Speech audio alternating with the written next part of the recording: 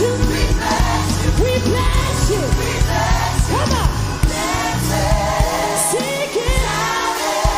Seek it.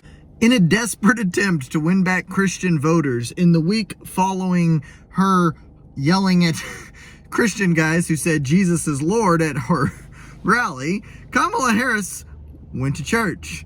And not only did she go to church, she went to a big mega church and she sermonized.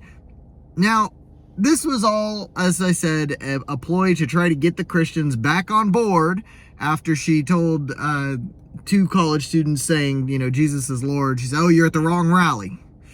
And that didn't go over well with Christians, which is unfortunate for Kamala because the U.S. is, what, 70+% Christian? Yeah, you can't really alienate an entire voting bloc like that.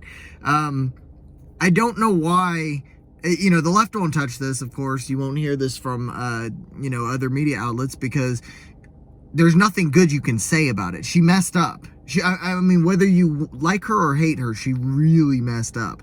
But she went to church, and now, not only did it backfire because people said, oh, she's just doing that. She's not actually a Christian. She's doing that because she was rude to the Christians and basically told them they don't belong, you know, on her side. People started digging, and they dug into the history of the pastor at whose church she was at whose church she was present. Grammar. The guy's name is Jamal Bryant, and I've linked an article in the description. It's from essence.com, which is pretty biased, but the information seems to be good because he's not really denying anything. This guy had several affairs, apparently, with his congregation. Now, I'm not saying this from a place of authority because I don't know. I have no idea who this guy is. But it's kind of amusing because she couldn't really have chosen a worse church to go to. Like, she could have gone to Al Sharpton's church and it would, you know, it would have looked better for her than this guy. This guy who's had multiple affairs with allegedly married women, I guess. At his church, and there was an allegation a couple of years ago that, you know, he said his lawyers wouldn't allow him to comment on, but he vociferously denied, ultimately, that he had impregnated a 17-year-old. I'm not saying it's true. I don't know. I'm going to take him at his word because I don't know, but the fact that that's out there looks really, really bad for her. Like, again, it doesn't matter if it's true or not. What matters is that it's something people are saying, and she's going to get painted with that same brush.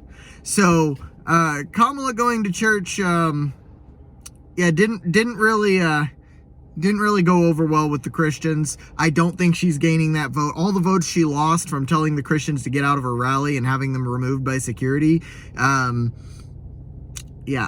she's not gaining those votes back. She 100%. And you know, Trump even mentioned it in his speech yesterday. He said, you know, they said Jesus is Lord, and she threw him out, and then somebody said Jesus is Lord at his rally, and he's like, that's right.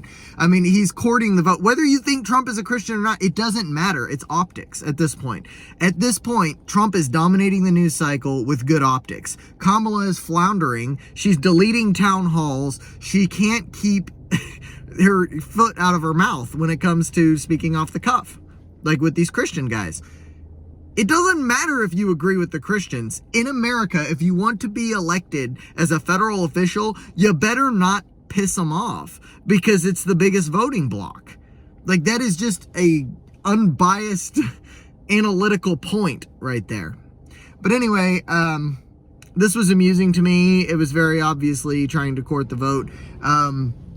One other thing I'd like to mention is that she's the big pro-abortion candidate. Now, pop quiz, what group of people are the most outspoken group against abortion? It's Christians. I don't know how you can be the candidate who's in support of abortion up until birth, like full-term abortion, 9-month abortion. I don't know how you can be that candidate and expect to win the Christian vote. It blows my mind. Trump mentioned this in his speech again. He's winning on this issue with her among Christians because he said it's absolutely murder to have an abortion at 7, 8, or 9 months. Like, directly said those words in his speech. And Kamala is like, now that she's shown herself as vulnerable to Christians at all, now maybe this issue actually will carry some more weight, and she's in trouble, man. I don't see how she wins this, but once again, like I always say, go out and vote. It pulls me nothing if you don't vote. So get out there, even if you're in a deep red state. Let's win the popular vote and show them that we need the Electoral College. But yeah, subscribe if you like the video, and I'll see you next time.